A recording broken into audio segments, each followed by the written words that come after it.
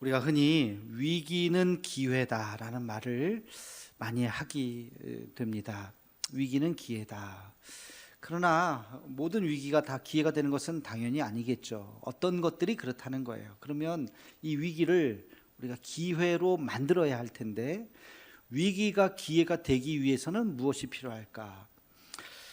첫째는 위기가 올 때 이거 끝이 아니라 이제 시작이다 하는 마음의 각오를 가져야 돼요. 위기가 오면 야 이제 끝났네, 큰일 났네, 어떡하나, 이게 좌절하고 절망하면 절대로 새로운 생각이 나오지 않아요. 그러나 위기가 왔을 때 야 이제 하나님이 하시겠구나, 하나님 나와 함께 하시겠구나, 뭔가 하나님의 역사가 이루어지겠구나 라고 기대하는 마음으로 이제 출발이구나 하고 마음을 먹으면 각오가 달라지는 거죠. 홍해 앞에 탁 이스라엘 백성들이 섰을 때 아이고 이제 죽었다 하면 무슨 일이 일어나겠습니까? 그러나 그때 홍해가 갈라지면서 하나님의 역사가 시작이 되는 거죠. 이런 생각의 전환, 이제 시작이다라는 마음을 갖는 것. 두 번째는 야 이제 큰일 났네, 방법이 없네가 아니라 방법이 있다 없다? 있다. 있는 정도가 아니라 방법이 많다. 나는 길이 안 보이지만 하나님도 길이 안 보이실까요? 아니죠. 하나님은 길이 많죠. 하나님의 방법은 너무너무 많습니다. 그러니까 그렇지, 하나님에게는 길이 많아 라는 그 믿음을 갖는 거. 그래서 하나님이 열어놓으신 그 새 길을 찾는 지혜가 있어야 할 것입니다. 제일 중요한 세 번째는요, 문제의 본질을 보는 거예요. 이 문제가 왜 일어났는지, 이 위기가 왜 일어났는지 그 문제의 본질을 보는 눈이 있어야 되는 것이에요. 그럼 제가 왜 이런 말씀을 드리냐면, 초대교회가 지금 오늘 우리 사도행전 15장 말씀을 읽었는데 굉장히 큰 위기에 봉착했어요. 근데 결론부터 말씀드리면 너무나도 놀랍게 이 기회, 이 위기를 놀라운 기회로 바꿨다는 사실이에요. 이것은 15장 말씀은 그냥 스쳐 지나가면서 읽을 말씀이 아니라 아주 중요한 말씀이에요. 초대교회에 어떤 위기가 있었습니까? 외부로부터 위기가 있었죠. 핍박과 고난과 잡아서 죽이고 고문하고 그런 외부로부터의 위기, 큰 위기죠. 근데 사실 이것은 그렇게 큰 위기는 아니에요. 견디면 돼요. 순교당하면 그들의 믿음이 더 강해집니다. 더 하나님 앞에 나아갑니다. 사실은 그건 진정한 위기가 아니에요. 진정한 위기는 어디에서부터 왔느냐? 내부로부터 왔어요. 이제 그들이 서로 비난하기 시작했어요. 서로 다투기 시작했어요. 서로 싸우기 시작했어요. 예수 믿는 사람들인데 서로 두 패가 갈라져서 서로 손가락질하면서 네가 틀렸다, 너가 틀렸다 그러면서 서로 싸우기 시작한 거예요. 이게 진짜 큰 위기예요. 이 위기가 왔을 때 이 문제를 어떻게 해결했는지 오늘 말씀을 통해서 이 위기를 기회로 바꾸는 하나님의 놀라운, 성령님의 놀라운 방법을 깨닫는 우리 모두가 되기를 주의 이름으로 축원합니다. 자, 그러면 이 기독교 공동체 안에, 초대 기독교 공동체 안에 어떤 내부의 위기가 있었는지 우리 함께 같이 1절 말씀을 같이 읽겠습니다. 시작. 어떤 사람들이 유대로부터 내려와서 형제들을 가르치되 너희가 모세의 법대로 할례를 받지 아니하면 능히 구원을 받지 못하리라 하니. 아멘. 여기서 아주 굉장히 심각한 얘기를 하죠. 너희가 모세의 법대로 무엇을? 할례를 받지 아니하면 뭘 얻지 못해요? 구원을 얻지 못하리라. 구원관이 지금 완전히 지금 흔들리게 생겼어요. 구원이 제일 중요하죠. 기독교 신앙에서 여러분 구원이 제일 중요한 거 아닙니까? 구원의 길이 무엇입니까? 어떻게 해야 구원을 받습니까? 너희가 모세의 말대로 할례를 받지 않으면 구원을 받을 수 없어 라고 주장하는 한 부류의 사람들, 그들을 유대 크리스찬들이라고 이야기합니다. 유대인인데 예수 믿었던 사람들, 유대 크리스찬들, 이들이 그 당시에 초대교회의 메인 주류였어요. 대부분의 사람들이었어요. 소수파가 있었어요. 소수파는 반대, 헬라 크리스찬들, 헬라인이면서 예수님을 믿거나 이방인이면서 예수를 믿거나 아니면 바울처럼 몸은 육신은 유대인이지만 헬라인들의 입장을 생각하고 헬라인들에 대해서 호의적으로 생각했던 사람들, 소수파의 헬라파 유대인들이 있었습니다. 이 둘이 헬라인 크리스찬들이 점점 많아지니까 이쪽에서 위기를 느낀 거예요. 그래서 자, 이 문제를 해결해야 된다. 너희들 예수 믿는 것까지는 좋은데 예수 믿으려면 모세의 율법을 따라야 돼. 모세의 율법이 뭔데요? 모세의 율법? 할례를 행하는 거야. 할례를 행하지 않으면 오늘 말씀해 보세요.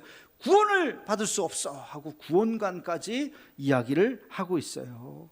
굉장히 아주 중요한, 그러니까 이것이 이제 논쟁이 됐습니다. 이게 서로 내부적으로 이게 큰 갈등이 됐어요.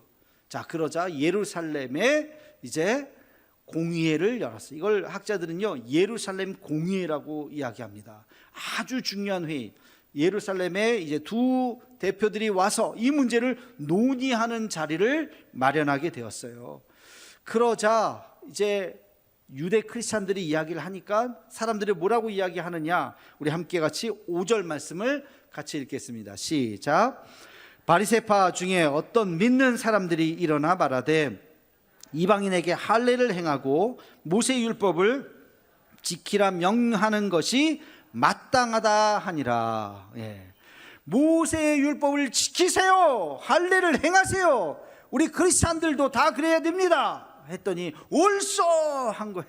동의합니다. 제청합니다. 지금 막 분위기가 이런 분위기가 된 거예요. 그러니까 그 당시에 그것이 메인 주류가 되었다고 하는 거예요. 그러나 소수파 헬라판들이 생각할 때는 그렇지 않았어요. 아니 지금 우리가 어떻게 모세 율법을 다 지키라고 하는 것입니까? 이들은 지금 유대교를 모릅니다. 모세를 모릅니다. 근데 할례를 행하라고요?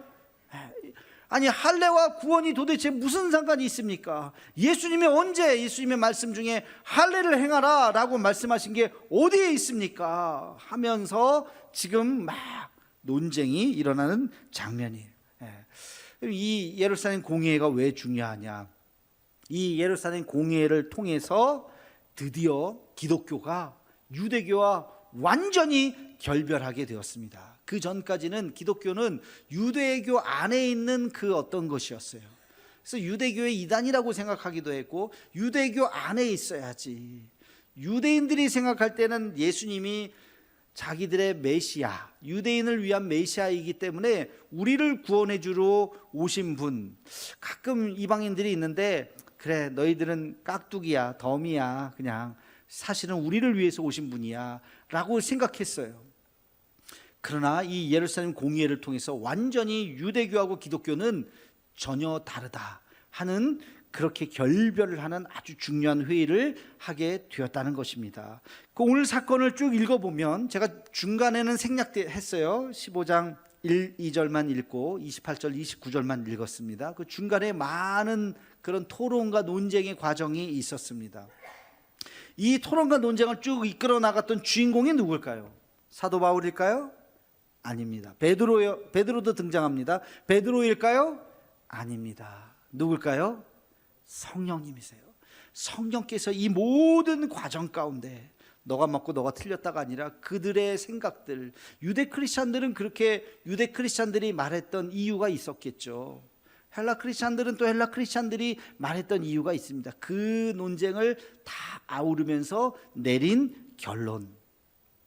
어떤 분은 이렇게 이야기해요. 만약에 오늘의 이 본문 속에서 이때로 돌아가서 예루살렘 공의회에서 결론이 모든 이방인들은 다 할례를 받아야 된다라고 결론이 내렸다면 어떻게 됐을까? 그러면 기독교는 아마 지금쯤 사라졌을지도 모르겠어요. 유대교 안에 있는 한 종파에 불과했을 거예요. 절대 유대교 밭을 어떻게 뛰어나가겠습니까? 어떻게 그걸 할례를 행해야만 구원을 받는다고 한다면 어떻게 그것이 다 세계적인 종교가 될 수 있었겠습니까? 그럴 수가 없었던 거죠.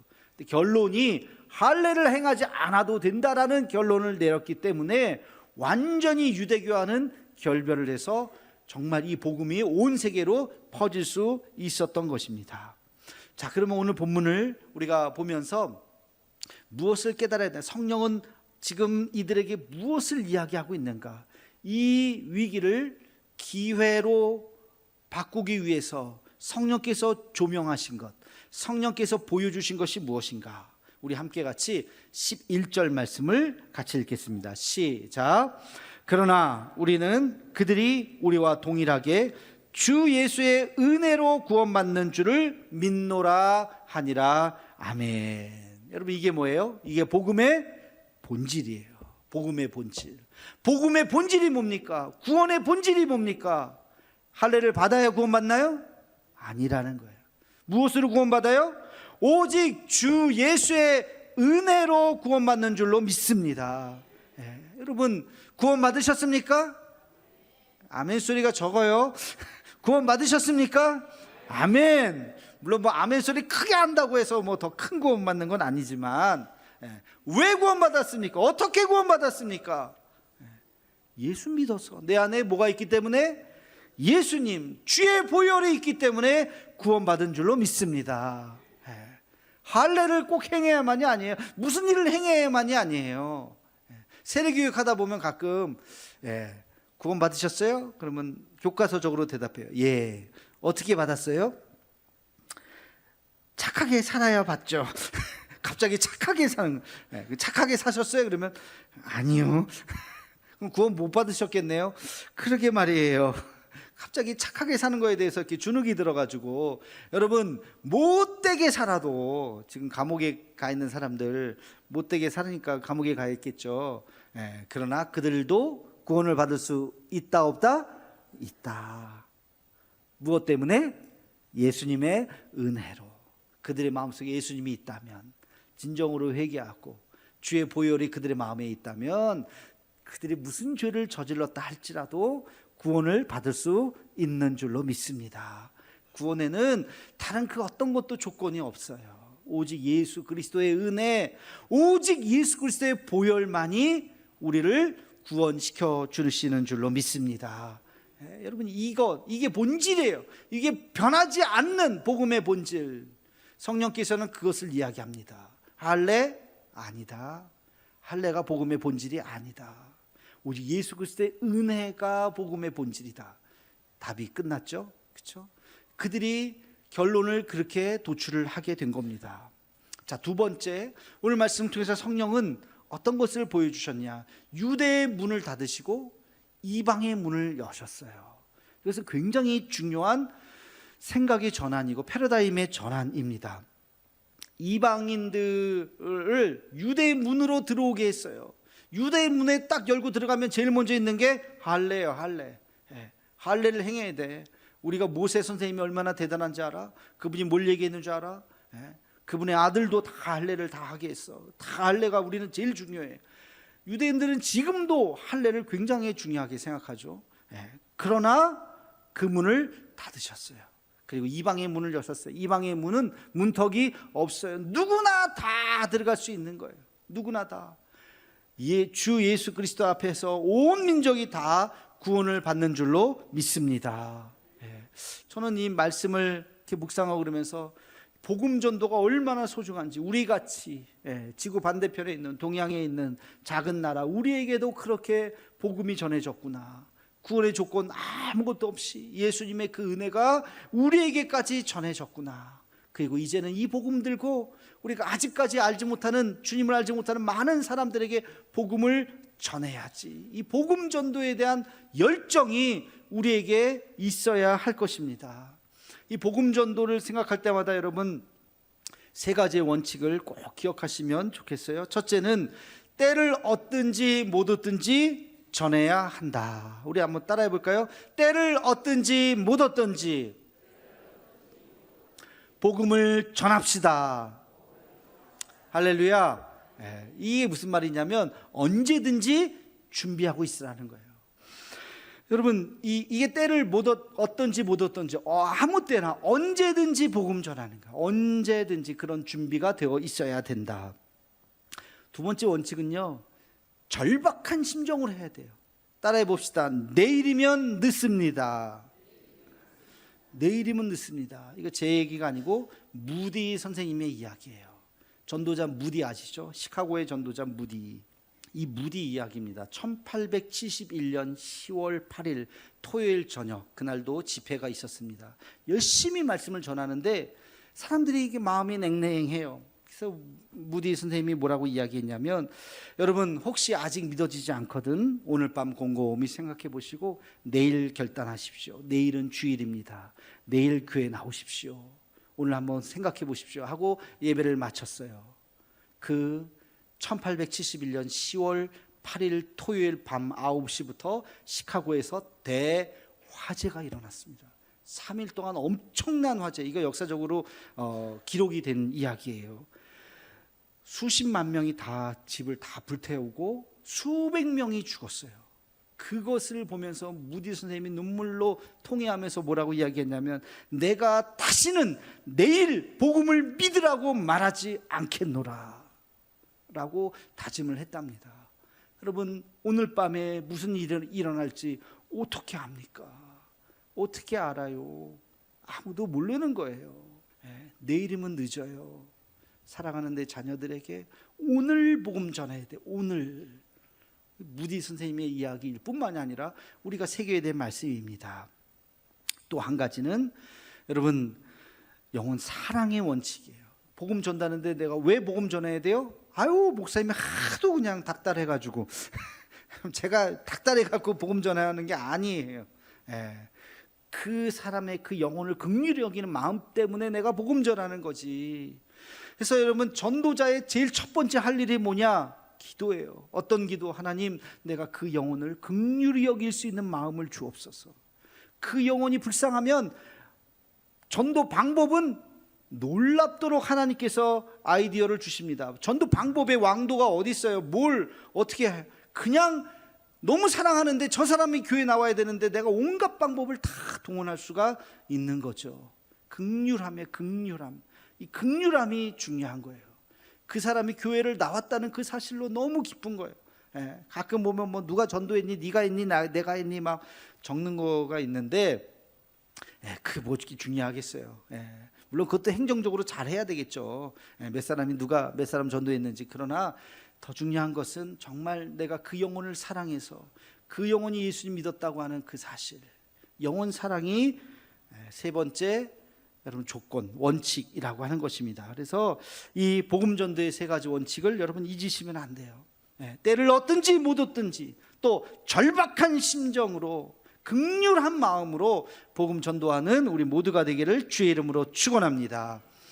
오늘 말씀에서 마지막 한 가지 꼭 제가 말씀드리고 싶은 것이 있어요. 오늘 이 성령께서 이 예루살렘 공회를 통해서 놀라운 역사를 일으켜 주셨는데 비로소 이것이 기독교이다라고 하는 것을 보여주신 거예요. 이게 무슨 말이냐?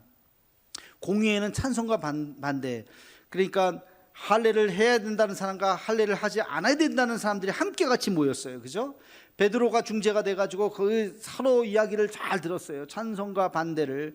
그리고 그 이야기를 통해서 결론을 도출해냈습니다. 여러분 이것이 기독교라는 거예요. 이것이 우리의 믿는 믿음이라는 거예요.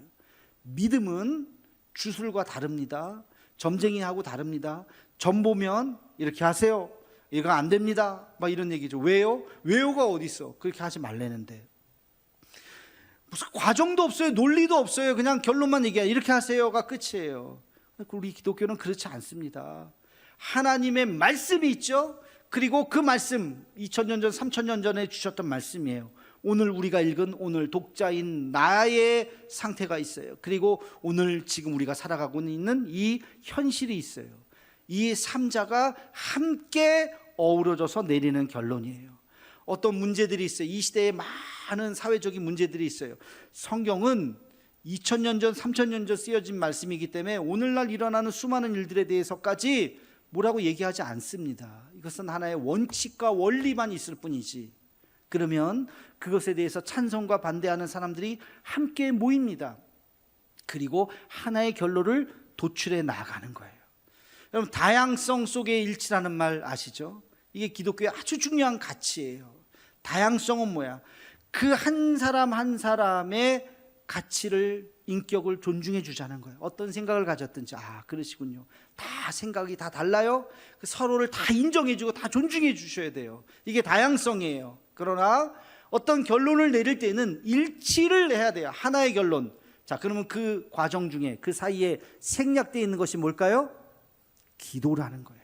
서로의 다양한 사람들이 하나의 결론을 내리기 위해서 그 과정에서 함께 대화하고 기도하는 거예요. 서로 토론해요. 때로는 서로 논쟁할 수도 있어요. 그러나 또 멈춰서 기도해요. 그러면서 하나님, 우리를 향하신 하나님의 뜻이 무엇입니까? 기도하고 대화하고 대화하고 기도하고 그러면서 하나의 결론을 내리는 것이에요. 이게 우리 기독교예요. 그래서 우리가 노회로 모이고 총회로 모입니다. 노회도 그렇고 총회도 모이고 자기의 주장을 이야기합니다. 이 사람은 이렇게. 그러면 거기서 결론을 내리잖아요. 그러면 이것을 연구하는 위원회를 만들어서 1년 동안 이 문제가 어떤 문제가 발생할 수 있는지, 어떤 결론을 내려야 좋을지를 연구해 봅시다 해서 위원회를 만들어서 연구해서 그 다음에 발표를 합니다. 지난번에 이런 문제가 있었는데 우리 위원회에서 이런 걸 이렇게 연구했습니다. 그래서 우리가 내린 결론은 이렇습니다. 그러면 그거에 대해서 또 토론을 해요. 그리고 나서 모두가 동의하면 결론을 내리고, 그것도 뭐 좀 현찮으면 그러면 1년 다시 또 우리가 연구를 또 합시다. 그 과정. 예.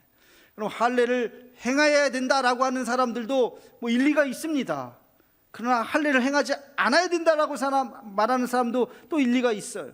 이것이 하나가 되어서 서로 기도하면서 내린 오늘의 결론은, 구원은 할례와 관계가 없다는 그 성령의 인도하심이라고 하는 거죠.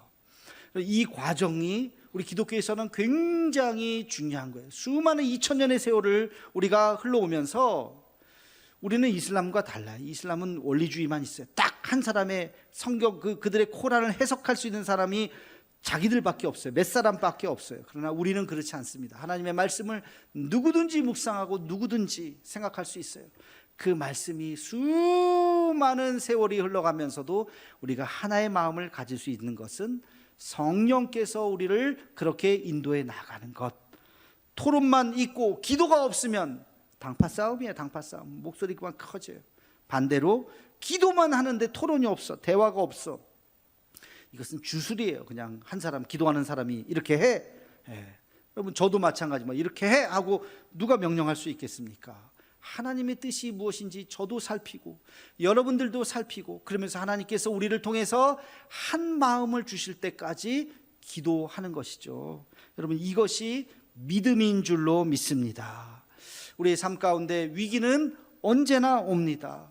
이런 위기 저런 위기에 올 때마다 우리가 성령께서는 새 길을 여신다, 이 위기는 나에게 기회가 될 것이다, 성령께서 이것을 통해서 놀라운 일을 행하실 것이다, 믿으시는 여러분이 되기를 주의 이름으로 축원합니다.